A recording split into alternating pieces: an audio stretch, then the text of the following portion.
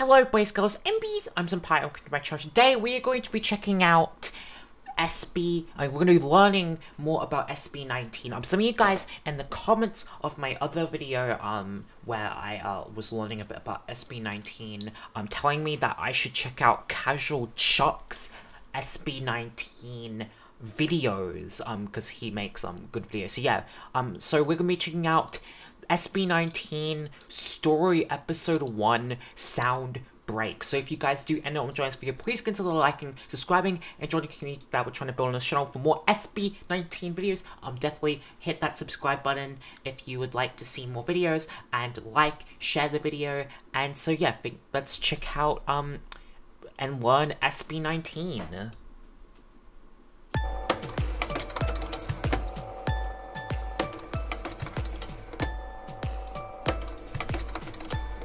Okay. Disclaimer, this video is only based on my personal research. I might miss some details and it's possible to have discrepancies, but I did my best to get as much accurate information as possible, so enjoy. Fair, I mean, makes sense, right? 2016. Is that when they started, 2016?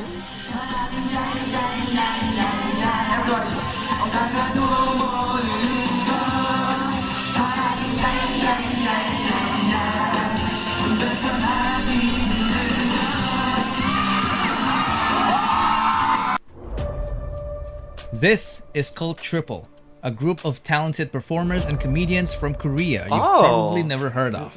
Yeah. They were formed back in 1994 when the word K-pop hasn't even been invented. In 2002, one of the members made the biggest mistake of his life, which will change the entire course of Why is this so dramatic? Oh my god. P-pop history. SB19 Soundbreak. Oh wow, all of that transition. Wow, damn. Do you remember this song?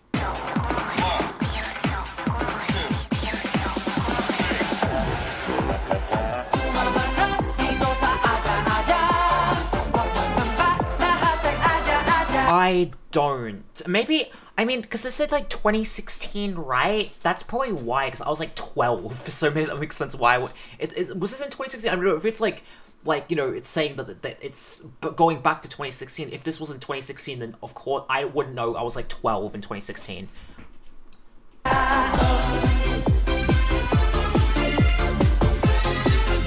no, I guess it's a 90s song. I don't know. It's like Cult Triple, though, is an interesting name. It all started with this man, Jong Song-han. When he left the trio in 2002 to become an entrepreneur, Cult Triple became Cult 2. Most of their fans definitely thought that Song-han's decision was a huge— That's an interesting pivot to make, like leaving a K-pop trio, like to be an entrepreneur. No, I can't speak. That's an interesting career pivot. Huge mistake, because the remaining members started racking up different awards in the entertainment industry. If he only stuck around, he would have gotten those awards too. But this man's decision was final. He used all of his savings to build an event organizing company called Show BT Entertainment. Yep, I'm talking about Tatang Robin. Tatang noticed how passionate Filipino fans were during the rise of K-pop, so he wanted to organize K-pop concerts and events that promote Korean and Filipino culture. That's pretty smart, actually. That's pretty smart. To make that happen, he needed entertainers, a group of young people that will be part of the package of their service as an event organizer. We are talking about people who can do dancing, singing, and even act as servants like waiting tables and assisting guests. So he held an audition and hundreds of young talents applied. 30 of them passed as trainees. They were then called Nara, which in Korean means country and is the national tree of the Philippines. They went to multiple events together, including the fan meeting event of the K-pop group called Off-Road. I can't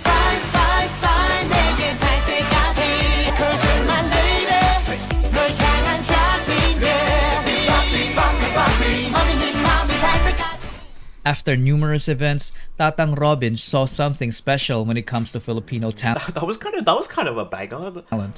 He He realized that some of his trainees were far too talented to just end up as small-time performers. So he decided to launch the first P-pop boy group that underwent strict Korean-type training. Out of the 30 trainees, only few have made it. Yeah, I mean, did recognize some of them. Okay, it's Jan John. Paulo Nase. He always wanted to be a performer. As a young dreamer, he joined several competitions as a soloist and also a member of the K-pop dance cover group called PHP. As a trainee, he was the guy who shows up early and leaves late despite juggling a full-time job as a data analyst to provide for his family. He was the first one selected due to Damn, he's smart too, a data analyst? Shit, okay. his undeniable diligence and leadership qualities. He is known to have critically acclaimed songwriting ability, a badass rapper, and was often dubbed as a genius, but he consistently denied it because he claimed to be just a hard worker. This made him the destined leader of the group. He debuted with the name se-eon, but later changed his name to Pablo. Pablo, okay. Now that the methodical leader is chosen, they needed more members. Tatang Robin just got a genius composer in Pablo, so they needed someone who can dance. And this next guy Okay, is so Pablo's the first member? exactly that, and even more. Stelvester Ahero. He was only 16 when he started competing as a dancer while studying. Wow. He was a born winner despite growing up as a bullied kid. He made performing his escape from the harsh reality of the world. He did a great job channeling the negative aspect of his life and converting it by winning multiple K-pop dance cover competitions with his group se-eon. Wow, that's crazy. Wow, at such a young age. He is also a hard worker. He was teaching dance to kids while competing.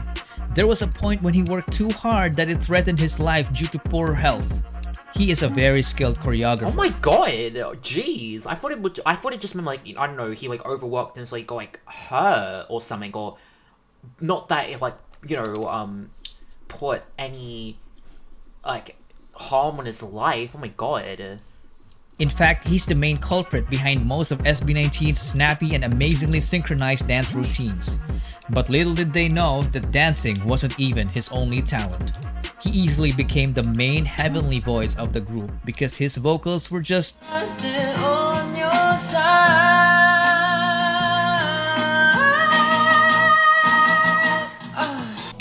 out of this world. He debuted as Stell, the main vocalist, the Stell. lead dancer, and choreographer of the group. That's actually crazy though, because like a lot of like people, it's kind of like, you know, they can do like one or the other, right? I mean, I guess some singers can dance, but like they're not like, you know, a dancer. You know, a lot of it is kind of like, oh, you're a singer or you're a dancer. Like there's not like, you know, a lot of people's go, okay, I'm a dancer, I'm a singer, but then it's like people who can do like both dancing and singing, you know, can dance, but then have like an amazing voice too. Is crazy, you know, or you know, it's always like, oh, can dance, you can sing, but like singing's not like a strong suit. It's not like amazing, but he's like amazing at dancing and singing, which is crazy. Josh Cullen Santos became homeless at the age of 16, and it was his decision. What? Oh my god. He's had the worst childhood among the other members. From growing up in a toxic environment to being physically abused. If anybody really says they're willingly becoming homeless, that I would assume that they probably are in a bad environment, because it's basically saying they like ran away or they escaped a toxic environment, right? Used as a kid by their nanny.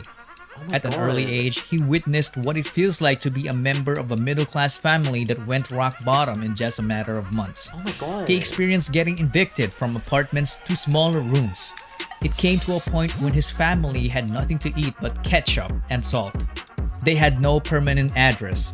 Because of that, Josh and his sister dropped out of school multiple times, so they got bullied at school for being repeaters. Oh my god, that's horrible, jeez. Sometimes he would get into fistfights for defending her. Josh had enough of this, so he took matters into his own hands by leaving. He became independent and started working as an internet cafe attendant. Using his own income, he took the alternative learning system and was able to finish his high school degree. He clearly had no Wow, that's very respectable. Wow, that's respect right there. Wow. background in performing. Not until he met new friends from the dance community, which led to him meeting Stell and se-eon. They became co-members and went on to win numerous K-pop dance cover competitions all over Asia. They even met. So did he have experience like prior, like before like finding new friends and joining this like group? Was he dancing prior to that? BTS during one of their winning runs in Korea. Whoa. In a way, Josh was saved by Stell after trying so hard to save himself. And it paid off because after training, Josh ended up debuting as the lead rapper and dancer of the group. Wow, that's really respectable. Wow. Justin the Joss didn't have to audition. Apparently, he was a very good-looking guy that when he joined a talent workshop as a teenager, Show BT immediately took notice and offered him to become a trainee to improve his singing and dancing skills. I wish that I was just apparently so good-looking that I just get approached like, hey, you're gonna be a star just based on looks. That's crazy.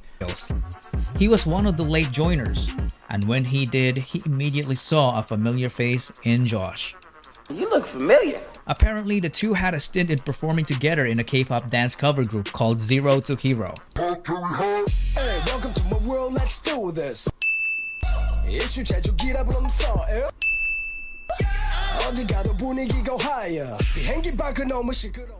So Justin as well wasn't new in the world of performing. Oh, okay. Okay, I guess that makes more sense then. Okay, they had pride, but wait. So we didn't say that. Like, so they saw him on the streets, like approach him, like, hey, you want to like, you know, we want you to like to come in and learn how to sing and dance. That's crazy though. Okay, so he did have like some prior experience. That's crazy though. What crazy coincidences. It is weird how like coincidence like that can happen. It's like, oh, I know you. Hey, it's like, damn, it's great. That's actually crazy. Audition to be a part of the televised Pinoy boy band Superstar show, but he didn't even make it to the live auditions. Perhaps it was fate. He didn't have great singing skills at the time. It was only when he became a trainee that he improved astoundingly in the vocal department. Well, I mean, I feel like when you are in a environment, right, where you have people there who are singers themselves, who can guide you, and you are in the right facility to be able to learn, I feel like most people can, right? I think if you are put in that kind of environment where if you are constantly practicing and you are being monitored and you are in a facility where you're obviously inherently your talent is going to, well, not talent, but just you're going to learn, like you're going to learn how to do it, and having people there who are singers who knew how to sing, and then having people who are probably there who are trained to teach you, it makes sense, right? Inherently it makes sense.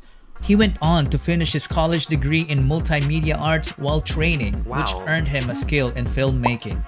He then got selected to debut as the main visual, the sub-vocalist, and the creative director of the group. What's a main visual? He was the would-be director behind the record-breaking P-pop music video, What, and more. But that's a story for another video. Daddy, At this chill. point, Show BT seemed to have completed the group. 4 members in a P-pop group, a nice even number. 2 rappers and 2 vocalists. They were perfectly balanced, but they felt like something was missing. Perhaps someone was missing. Someone who could take this already great group of guys and push them to achieve the next level. The extraordinary Yes. level. Someone so Yes. naturally gifted that he could stand out in the presence of the already talented group of young artists.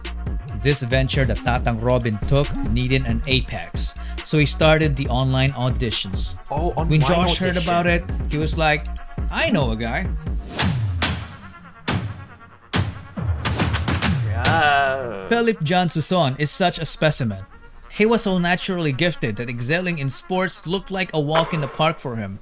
He grew up in the church under the care of his grandparents. He was an artistic kid, so he was active as an editorial cartoonist in school. Whoa. Nobody taught him to play musical instruments. He taught himself by just listening to the music, so he ended up becoming a southpaw guitarist. How? How? How do you teach me how to do that? But he later fixed it as he learned more. He didn't even know that he could dance until he was forced to in order to get good grades during their school intrams. After discovering dance, he transformed from a guy who didn't know it to someone who can fly. Because of his raw talent, he ended up teaching dance to the entire school and continued on to form a K-pop dance cover group called Amigo 7. Apparently, his group gave Josh's group so much trouble during their early competitions because they were very good rivals. So he decided to recruit him. But Philip was hundreds of islands away and didn't have the money. What did Josh do? He shelled out for his plane ticket. Wow. With nothing else to lose, Philip went and left his he paid for it? That's wow. Previous life in the countryside. He then trained with the boys and officially debuted with them as Ken, the main dancer, the bass vocalist, and the lead rapper of the group. One thing to note is that they were an unlikely bunch because they wouldn't have met each other if Tatang Robin stayed with his already successful group in Korea. Justin failed his first audition, so he didn't even bother to audition again because he thought he wasn't ready. And Josh wouldn't have attempted to recruit Ken if Show BT's training program didn't even exist. And that, ladies and gentlemen, is the butterfly effect. When a small and seemingly insignificant occurrence has a rippling effect through time, leading to a consequential event sometime long after the initial event, or as Google would put it, a phenomenon whereby a minute localized change in a complex system can have a large effects elsewhere. Damn. Tatang Robin's so-called mistake back in 2002 led to forming the future P-pop Kings. In 2018, SB19 was formed. The name of the group was carefully picked. The number 19 is the sum of Korea and the Philippines area code digits 82 and 63. Oh, that's really interesting. Wow. Okay. That is pretty interesting. So 8 plus 2 plus 6 plus 3 is 19. SB doesn't only mean Show BT. It is all about their ultimate goal for Pinoy sound to break into the music industry, which is fearlessly represented by this praise. Soundbreak.